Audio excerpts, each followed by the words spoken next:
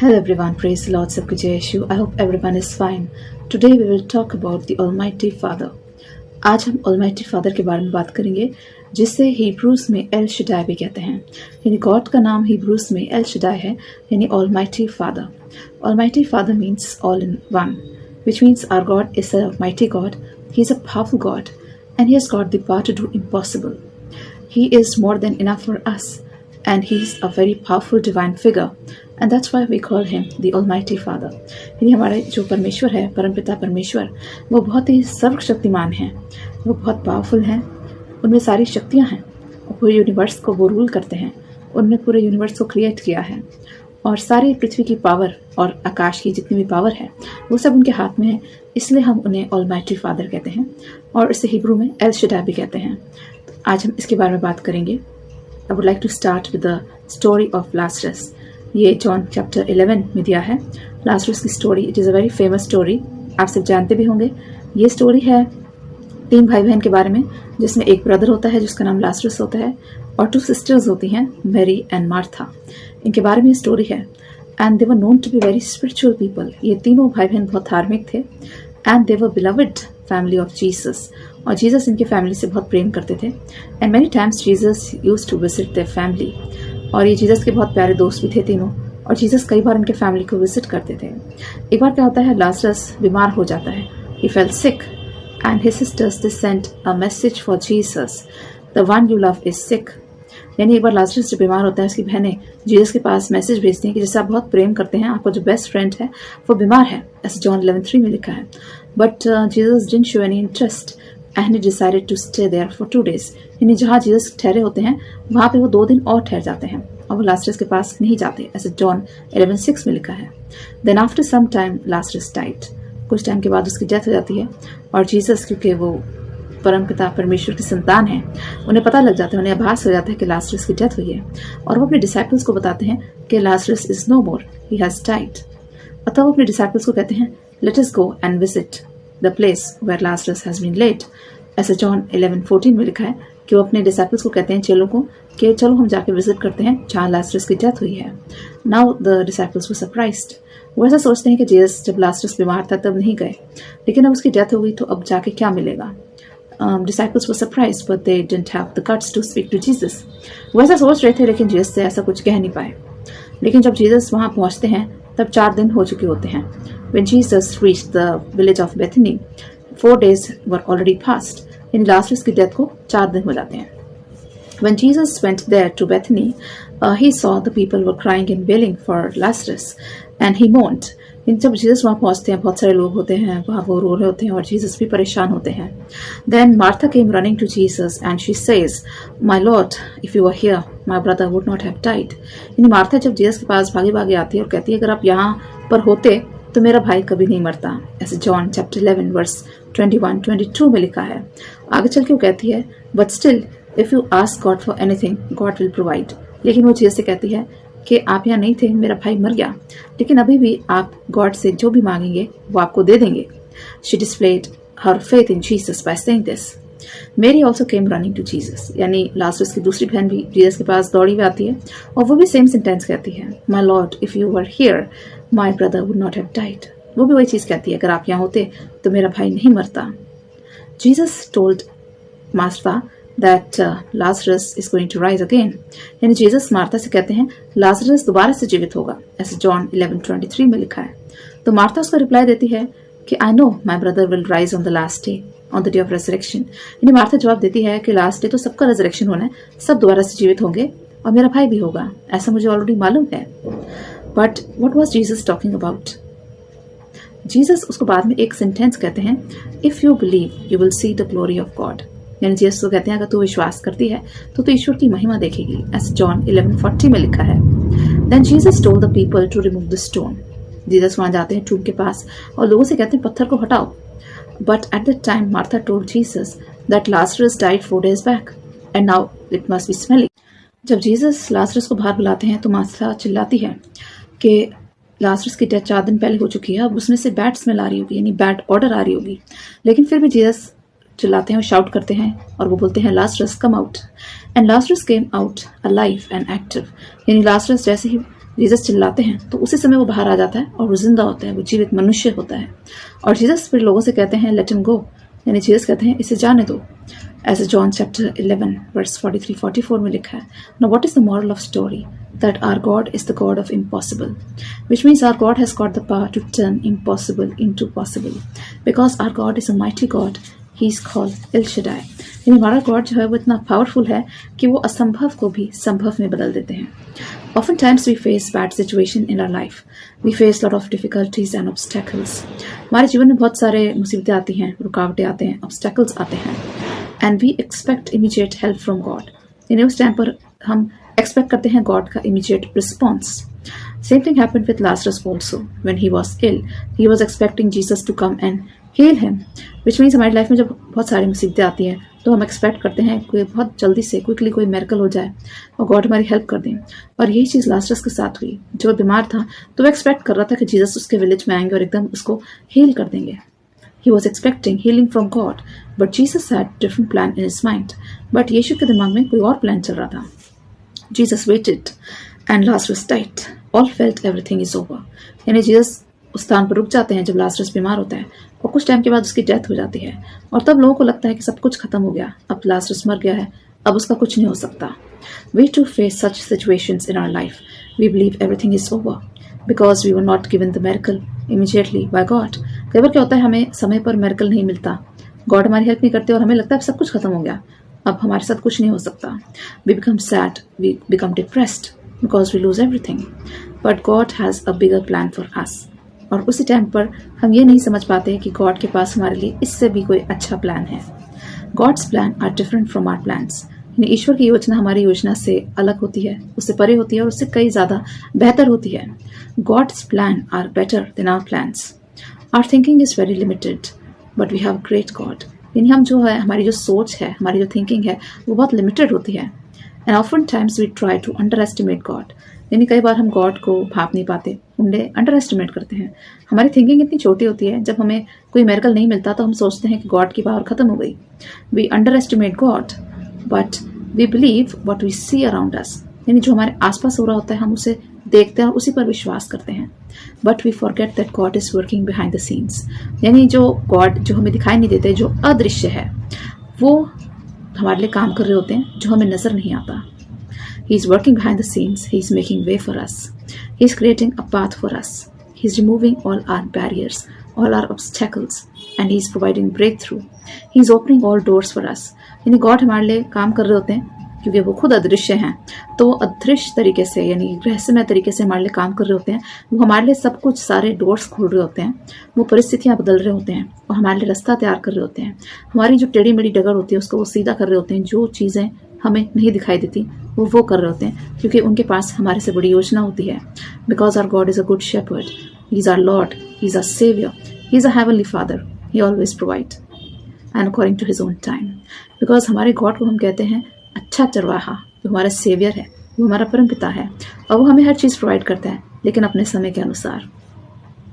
After Lazarus died, both the sisters felt everything is over, but God gave him a new life by raising him from dead. यानी Lazarus की जब मृत्यु हो जाती है तो उसकी बहनों को लगता है अब सब कुछ खत्म हो गया, लेकिन जीसस उसे दोबारा जीवित करके उसे एक नया जीवन देते हैं। God gave him a new life by raising him from dead and displayed his supernatural power. यानी जब जीसस ने लाजरस को जिंदा किया तो उन्होंने डिस्प्ले करा अपनी पावर का। वहाँ उन्होंने दिखाया कि वो ऑलमाइटी फादर हैं, वो एल शदाई हैं और गॉड वो कर सकते हैं जो मनुष्य नहीं कर सकता। What is impossible with man is possible with God. यानी जो मनुष्य के लिए असंभव है वो ईश्वर के लिए संभव है। और God is able to do exceedingly above we even ask or think. To him be glory forever. अगर आप इफिसियों की किताब देखें चैप्टर 3 वर्स 20 और 21 में लिखा है कि हमारा जो परमेश्वर है वो हमारी समझ से परे, जो हम सोच भी नहीं सकते, जो हम कल्पना भी नहीं कर सकते, वो काम करता है और सारी की सारी महिमा उसी को मिलती है। सारा आदर हम ईश्वर को देते हैं क्योंकि वो ऐसे काम करते हैं जो हमारी समझ से परे होते हैं, जो हमारी कल्पना से परे होते हैं और जिसके बारे में हम सोच भी नहीं सकते, वो इतने बड़े काम हमारे लिए कर जाते हैं। Jesus wanted people to know that Jesus not only heals but also can raise people from dead. यानी जब जीसस ने लाजरस को जिंदा किया तो वो बताना चाह रहे थे कि वो केवल हीलिंग नहीं देते, वो लोगों को ठीक ही नहीं करते, वो लोगों को जीवित भी कर सकते हैं क्योंकि हमारा परमेश्वर जीवता परमेश्वर है, वो जिंदा खुदा है और वो लोगों को सिर्फ हीलिंग नहीं देता बल्कि लोगों को वो जीवित भी कर सकते हैं। उनमें ताकत है लोगों को जिंदा करने की। Lazarus was dead for 4 days and he was smelling, but still Jesus raised him. यानी लाजरस 4 दिन का मरा हुआ था, उसमें से बैड स्मेल आ रही थी, लेकिन फिर भी यीशु ने उसको जीवित करा। As John chapter 11 verse 39 में लिखा है, turning the impossible to possible. Where everything seems to an end, Jesus provides miracle. यानी कई बार हम ऐसे परिस्थितियों को फेस करते हैं जहाँ हमें लगता है सब कुछ खत्म हो गया, और उसी टाइम हमें मिलता है इंस्टेंट मिरेकल। हमें मिलता है एकदम से गॉड आते हैं और हमारी लाइफ में एक मिरेकल करते हैं। God can put life into dead situation. When we think everything is over, God sends a miracle. यानी कई बार क्या होता है, हमारे सामने सब कुछ परिस्थितियाँ डेड हो जाती हैं, हर सिचुएशन डेड हो जाती है, लेकिन उसी टाइम पर गॉड आते हैं और हमें दे जाते हैं एक मिरेकल, एक आशीष। When we believe no one can provide help, that time God provide help. यानी जब हमें लगता है हमारी मदद कोई भी नहीं कर सकता, अब हमारी सहायता कहाँ से आएगी? हमारी सहायता आती है यहोवा से, एल शडाय से। Psalm 121 में भी लिखा है वर्स 2 में, My help comes from the God who's maker of heaven and earth. अगर आप Psalm 121 पढ़ें, भजन संहिता 121, उसके दूसरे आयत में लिखा है कि मेरी सहायता कहाँ से आती है? मेरी सहायता यहोवा से आती है जिसने आकाश और पृथ्वी को बनाया है। God always replace our sorrows with our blessings. यानी ईश्वर हमारी जो सौरो होती हैं, जो हमारे दुख होते हैं, उन्हें blessings में बदल देते हैं। We cry for small things, but God blesses us with big things. यानी हम छोटी छोटी चीज़ों के लिए रोते हैं, लेकिन God हमेशा हमें बड़ी चीज़ों से bless करते हैं। That's why Jesus said to Martha, if you believe, you will see the glory of God. और इसलिए जीसस मार्था से कहते हैं, अगर तू विश्वास करती है तो तू ईश्वर की महिमा देखेगी। As John chapter 11 verse 40 में लिखा है, God takes away small things and he replaces them with big miracles because he wants to display his glory. Which means God जो है हमारे से छोटी चीजें लेते हैं, लेकिन उसके बदले में देते हैं हमें बड़ी आशीष, क्योंकि वो दिखाना चाहते हैं अपनी ग्लोरी, अपनी महिमा, और इन कामों के द्वारा ईश्वर की महिमा प्रकट होती है। He said in Jeremiah 29:11, I have plans to prosper you, not to harm you, to give you hope and future. यानी यिर्मयाह की किताब चैप्टर 29 वर्स 11 में गॉड कहते हैं कि मेरे पास तुम्हारे लिए बहुत बड़ी योजनाएं हैं, तुम्हारी भलाई के लिए, तुम्हारी हानि के लिए नहीं, और मेरे पास है तुम्हारे लिए सुनहरा फ्यूचर। आगे चल के बाइबल कहती है मत्ती की किताब चैप्टर 7 वर्स 11 में, if we be evil know how to give good things to our children, why will not the heavenly father give us good things? यानी जब हम बुरे होकर अपने बच्चों को अच्छी वस्तुएं देना चाहते हैं, तो हमारा ईश्वर जो हमारा भला पिता है, जो प्रेमी पिता है, वो क्यों नहीं हमें अच्छी चीजें देगा? ऐसा मैथ्यूज चैप्टर 7 वर्स 11 में लिखा है, God puts hope where things seems hopeless. God provides life where situation seems lifeless. God provides a breakthrough where things seems broken. Which means जब सिचुएशन डेड हो जाती है, जब लाइफलेस हो जाती है, जब लाइफ में कुछ भी नहीं बचता, तब ईश्वर हमें एक होप देते हैं, एक नई उम्मीद देते हैं और देते हैं एक मिरेकल। Psalm 46 वर्स 10 में गॉड कहते हैं, be still and know the time God. यानी हमारी लाइफ बहुत बिजी है, हम लोग बहुत बिजी शेड्यूल में रहते हैं, हम सारा दिन भागदौड़ करते हैं, लेकिन Psalm 46 की 10वीं आयत अगर आप पढ़ें तो उसमें गॉड कहते हैं कि शांत हो जाओ और जान लो कि मैं ही ईश्वर हूँ। विच मीन्स कि तुम लोग शांत हो जाओ और शांति से मेरे बारे में सोचो और मेरा अध्ययन करो, मेरा ध्यान करो, और ये जान लो, ये समझ लो कि मैं ही ईश्वर हूँ। He will provide. He is Jehovah Jireh, which means my Lord is a provider. Which means our needs are always provided by God. हमारी जितनी भी needs हैं, वो सब ईश्वर हमें provide करते हैं, क्योंकि उन्हें कहते हैं हम Jehovah Jireh, which means He is my God, He is my provider. He knows how to open doors for us. He knows how to open opportunities for us. After all, He said, I am the door. Which means ईश्वर जानते हैं हमारे लिए कब कौन सा दरवाजा खोलना है, कब कौन सी अपॉर्चुनिटी खोलनी है। और John chapter 10 verse 9 में कहते हैं, I am the door. Whosoever enter through this door may move freely. They may go out and come in freely. Which means Jesus कहते हैं कि मैं द्वार हूँ, और जो मेरे भीतर आता है वो हमेशा आशीष पाता है। और अगर आप Psalm नंबर 32 वर्स 8 देखें तो यहाँ जीसस कहते हैं, I will instruct you and teach you the path you have to follow. Which means Jesus कहते हैं कि मैं तुम्हें खुद सिखाऊंगा कि तुम्हें कहाँ जाना है और कौन सा रास्ता लेना है। He makes our crooked path straight. यानी हमारी जो कई बार क्या होता है, हमें रास्ता नहीं दिखता, हमें समझ नहीं आता आगे की लाइफ में क्या होगा। कई बार हमें बिल्कुल डार्कनेस दिखती है, चारों तरफ अंधेरा दिखता है, लेकिन हम समझ नहीं पाते कि आगे के जीवन में क्या है, अब हमें कहाँ जाना है, हमें क्या करना है, ईश्वर की क्या योजना है। तो उसी समय ईश्वर हमारी पाथ को, हमारे रास्ते को सीधा करते हैं, वो टेढ़े मेढ़े मार्ग में से भी हमारे लिए रास्ता बनाते हैं। Because he is the way, the truth and life. ऐसे जॉन चैप्टर 14 वर्स 6 में लिखा है कि मार्ग सत्य जीवन में ही हूँ। वो खुद मार्ग है और वो हमारे लिए मार्ग तैयार करते हैं। He makes a way where things seems to be a wilderness. यानी जहाँ पे विंडरनेस होती है, जहाँ पे विल्डरनेस का मतलब होता है एक ऐसा स्थान जहाँ पे लोनलीनेस होती है, जहाँ आइसोलेशन होता है, जहाँ पे जंगल होता है, ऐसे जगहों पर भी ईश्वर हमारे लिए रास्ता बनाते हैं।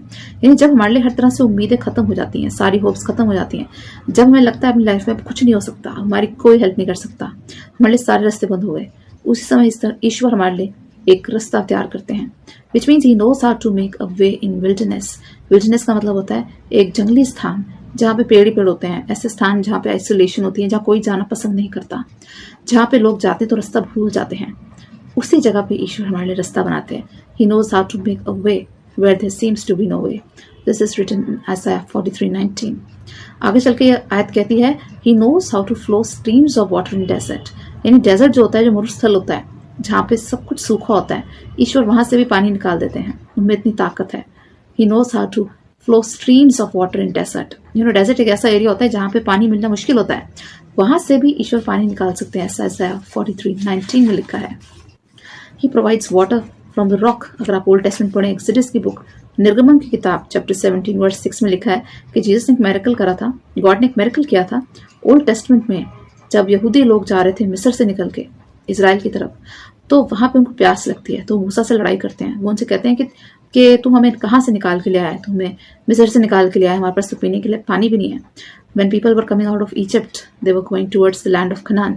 They were fighting with Moses, and they said, "We are hungry, we are thirsty, we have nothing to drink." They started, shouting at Moses, and they started testing God. वहाँ पे उन्होंने गॉड को टेस्ट किया, और वहीं पे God ने मूसा से कहा कि तुम रॉक पे मारो, वहां से पानी निकलेगा। तो मूसा ने रॉक पे मारा और वहां से पानी निकला था। Which means our God is a God who can even bring water out of rock. He can do the impossible.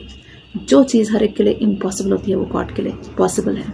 He even parted the red सी। अगर आप एक्सोडस देखें चैप्टर 14 में, गॉड ने लाल समुद्र के टुकड़े कर दिए थे, और वहां से पूरी की पूरी यहूदी कौम निकल गई थी। उन्होंने इजिप्ट से जब वो निकले तो गॉड ने समुद्र को 2 भागों में बांट दिया था, उसका विभाजन कर दिया था, ताकि पूरी यहूदी कौम वहां से निकल जाए। और जब इजिप्शियन आर्मी उनका पीछा करती है तो वो समुद्र दोबारा से बंद हो जाता है, and they were drowned in the sea. Which means sometimes our obstacles come and stand before us like a sea, but Lord makes the way. Which means कई बार क्या होता है, हमारी मुसीबतें हमारे सामने आकर खड़ी हो जाती हैं रेड सी की तरह, यानी लाल समुद्र की तरह, लेकिन गॉड को समुद्र में से भी रास्ता बनाना आता है। God can make way in any place where things seems impossible with people. God knows how to make a way. He can even make a road, a path in the wilderness. He is a provider. Thus is written in Genesis 22:14. He is a wonderful God. He is a wonder worker. He is a way maker. Which means वो ऐसे God हैं जो wonders करते हैं, जो miracles करते हैं, जो बिल्कुल असाधारण चीजें करते हैं। Now all this requires faith. इन सब चीजों में हमें सबसे ज्यादा फेथ यानी ईमान की जरूरत है। Faith that can even shake mountains. ऐसा मत्ती चैप्टर 17 वर्स 20 में लिखा है कि हमारा ईमान कैसा होना चाहिए कि जो पहाड़ों को भी हिला दे। क्योंकि यहाँ जीसस कहते हैं कि तुम्हारा ईमान अगर थोड़ा सा भी है तो तुम इस पहाड़ से कहो तो समुद्र में जाके गिरेगा। Which means he was not talking about a real mountain. He was talking about the obstacles, the hurdles that we face in our lives. If you will speak to your obstacles, they will be removed in the name of Jesus. यानी यहाँ पे वो पहाड़ को किससे compare कर रहे थे? मुसीबतों से, ऑब्स्टेकल्स से। जो हमारे जीवन में जो रुकावटें आती हैं, जो मुसीबतें आती हैं, जो बीमारी आती है, अगर उससे हम फेथ से उसको कमांड करें तो वो यीशु के नाम में चली जाती हैं।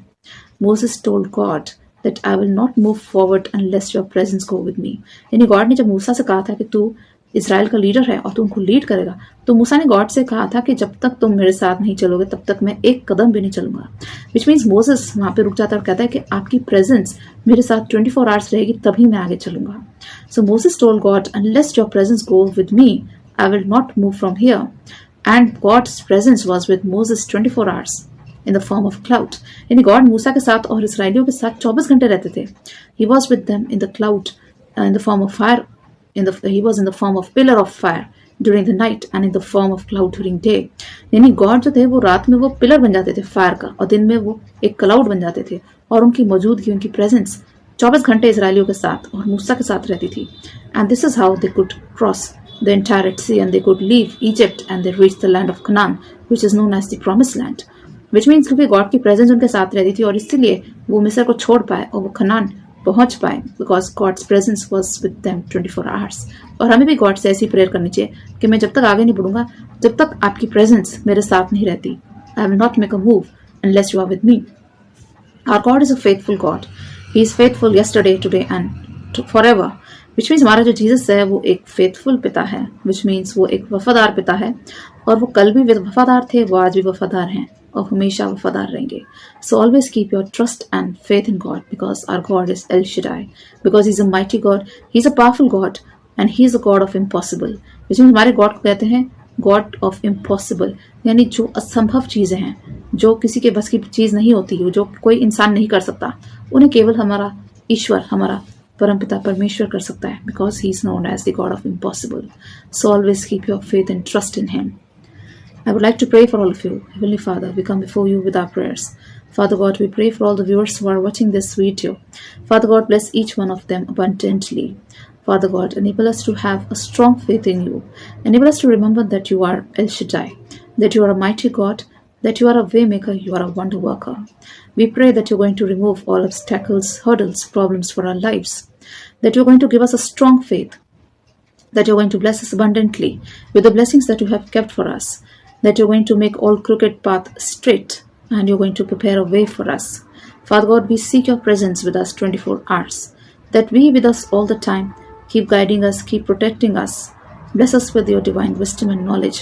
Bless us with the gifts of Holy Spirit. Bless those who are sick, who are sad, who are lonely. Bless all children who are appearing for the exam. Bless all parents. Bless all grandparents. Father God, we seek your Holy Spirit. We seek the gifts of Holy Spirit. Enable us to bring glory to your name. Help us to work to bring glory to you. We give all glory to you, Father God. We ask this prayer in Jesus' name. Amen. I hope this message will be a big blessing for all of you. So always remember that your God is El Shaddai. He is a mighty God. He is a powerful God, and He's going to make a way for you. Stay blessed. Bye-bye.